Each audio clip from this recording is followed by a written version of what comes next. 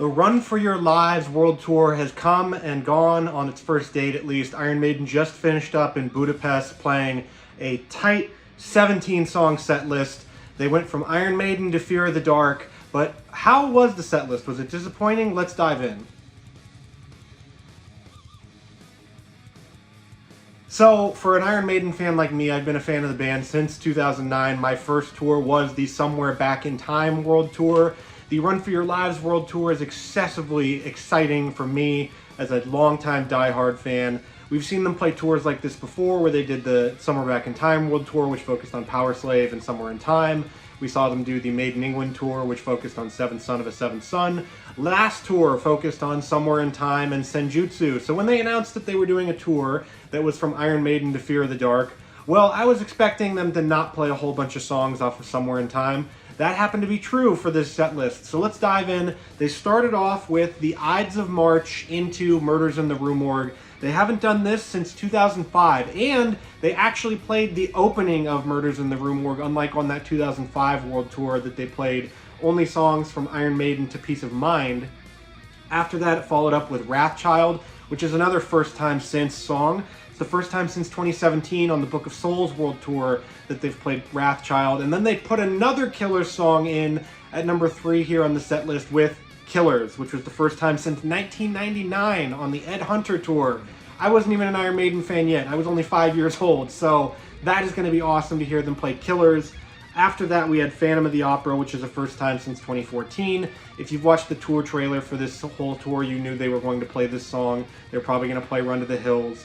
But after that, it was The Number of the Beast. That's a concert staple. That's an Iron Maiden staple. They've played it a million times. Number 6, off of the Seventh Son of a Seventh Son album, they played The Clairvoyant, which was the first time since 2013 on the Maiden England World Tour. That's a nice deep cut. Number 7, we have Power Slave, which is the first time they've played this track since 2017, which was the Book of Souls World Tour as well. It was one of those like songs they threw in. 8, we have 2 Minutes to Midnight, first time since 2019, which was on the Legacy of the Beast World Tour the first time around. Rime of the Ancient Mariner is number 9, a surprise, huge, awesome song. I started shrieking when I saw them post this song on social media. First time since 2009 on the Somewhere Back in Time World Tour. Number 10, Run to the Hills, first time since 2022. Number 11, Seventh Son of a Seventh Son, and that's the first time since 2014 on the Maiden England Tour once again. They put in 2 of these big, long, proggy songs so that, you know, Bruce could probably get a little bit of vocal rest throughout the concert here. Number 12, we have The Trooper, concert staple. They play this all the time. 13, Hallowed Be Thy Name, first time since 2022. You knew they were going to play this one most likely. This is an Iron Maiden classic. Number 14, to close out the main set list, you guessed it, it was Iron Maiden. They don't change this. They do this. They go into the whole like breakdown thing at the end, and then they go into the encore, which the encore here was Churchill's Speech, into number 15, Aces High, which they played on the Legacy of the Beast World Tour as the concert closer. This time it's the encore opener, which was the first time they've done that since, I think, Maiden England in 2014 as well.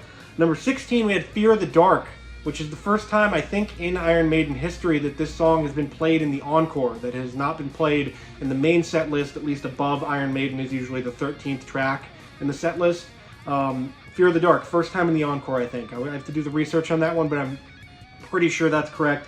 Into the final song of the night, number 17. One that they seem to really enjoy closing concerts with now is Wasted Years. Yes, they closed with it on the last tour, they're closing with it on this tour. So let's dive in. What do we think about this concert set list? Let's throw this paper ball at you there. What do we think about this? I am personally in love with this set list. Obviously, going from Iron Maiden to Fear of the Dark, people were expecting them to play all these crazy, wild songs. This is Iron Maiden, folks. They're playing some deep cuts here already. You're getting Rime of the Ancient Mariner. You're getting Seventh Son of a Seventh Son.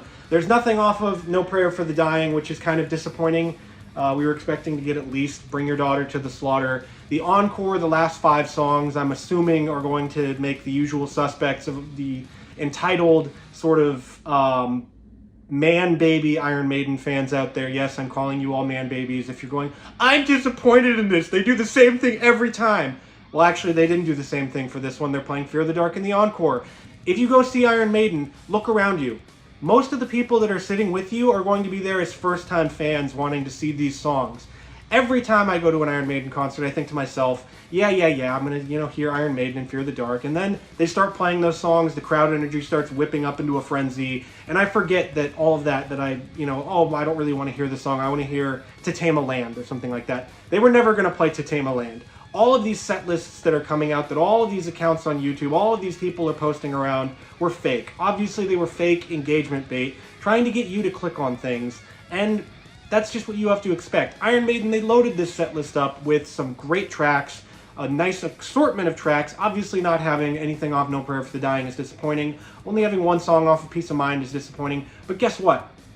If you want more songs off of Somewhere in Time, you should have gone to see the Future Past World Tour. You should have gone to see this one. If you wanted more songs off of Peace of Mind, you should have gone to go see the Legacy of the Beast World Tour. They played plenty of songs off of Peace of Mind on those two tours. So if you're disappointed, I don't really know what to tell you if you don't want to check your expectations here, but this is a pretty goddamn good set list. It's a good one for Iron Maiden, it's a good one for new fans, it's a good one for old fans. You're getting songs that they haven't played. I know it's kind of scary to think that 2009 was that long ago, but the difference between 2009 when they were playing those songs on the Somewhere Back in Time World Tour for the first time since the 80s and now, it's pretty close to each other. It's pretty close. They hadn't played Rime of the Ancient Mariner before since 1986 or something like that, between the time they played it on the last tour and the Summer Back in Time World Tour. Well, that's 2009 to 2025 now. It's kind of scary to think, but that's how it works. There are tons of Iron Maiden fans out there that have never seen them play these songs live. They always say, hey, we'd like to play Rime of the Ancient Mariner live. I've interviewed Bruce Dickinson. He said that's his favorite song to play live. So check the expectations at the door, go and enjoy the show. And they did do the thing where they were, telling people, hey, keep your phones in your pocket. Enjoy the show, enjoy the atmosphere. So that was great to see them do as well. I can't wait until they announce the US leg of this tour, because it is coming. They said Run for Your Lives World Tour 2025, 2026. So the US is going to get it in 2026. I'm going to buy my ticket on day one. Are you? What do you think of this set list? Do you want to go see the Iron Maiden Run for Your Lives World Tour? To close this out, obviously, I would have liked them to see them play some deeper cut songs. Maybe something off of No Prayer for the Dying. Maybe Be Quick or Be Dead off of Fear the Dark. More songs like that. But this tour was never going to be the Fear the Dark, No Prayer for the Dying World Tour. It was going to be the Iron Maiden Killers, Number of the Beast World Tour. So, Power Slave as well. They played the 4 most popular songs off of Power Slave. So that's just what you have to take out of this. And yes, it's disappointing that they played the same sort of structure-ish, but they've been doing that for 20 years now. They've been doing this same structure for 20 years. So if you want to go complain about it, I guess you can go piss in the wind. What do you think of the Iron Maiden Run for Your Lives World Tour? I had a blast going through with all the people on Twitter, on Facebook, and all of that, going through and just sort of live reacting to what they were playing. I cannot imagine what it was like in Budapest. If you were there, leave a comment on what you thought of the show, all of that. But check out Iron Maiden on their Run for the Lives World Tour. Some of the concert dates are still not sold out. A lot of them are sold out. And I'll be waiting for them to release the US leg of the tour in 2026. So if you'd like this video and you want to see more Iron Maiden content, here, I'll put the box over here. You can put it right here and you can click on this and check out all of my Iron Maiden content. I did Iron Maiden-a-thon, the track-by-track, album-by-album review series. I've got all of my predicting the set lists, my analyzing the set lists, all of that right here.